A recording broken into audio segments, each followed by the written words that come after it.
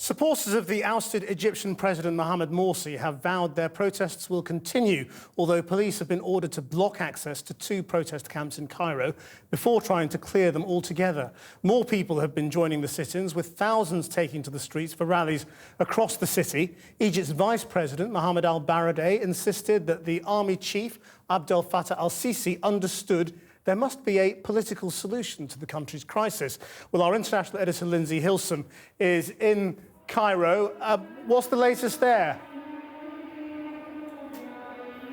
Well, Krishnan, as you can probably see, I am on the top of a mosque just above the Muslim Brotherhood rally. And there are tens of thousands, I don't know how many, maybe 100,000 people here tonight. And they came here all through the day after Friday prayers, marching through the streets of Cairo, and they were not stopped.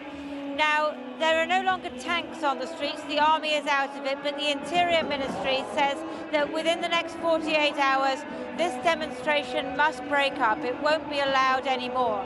Yet these people are what the Muslim Brotherhood has as leverage. I think many people know there has to be a political solution to this. They can't get these people off the streets with violence, with force, because there's too many of them. But there has to be some kind of deal done between the current powers and the Muslim Brotherhood leadership. People I've spoken to here say, no, we're not going to compromise, but there are efforts going on.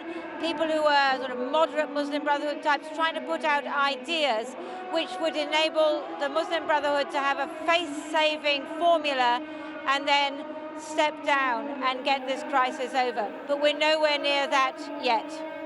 Lindsay, can I ask you also about the US government warning that there could be a possible terror threat sometime over the next month? They're closing embassies. I mean, what do you know about this? What is the threat? Yes, the embassy here in Cairo will be closed on Sunday. That's a working day across the Muslim world, and 20 other embassies closed as well. They've said that Americans should take a great deal of care between now and the end of August. The head of Al-Qaeda put out a warning the other day about prisoners in Guantanamo Bay. You've got the crisis here in Egypt. There are many different factors, but the Americans clearly have a specific threat that they're very worried about because they don't usually put out warnings like this. Lindsay Hilsum in Cairo.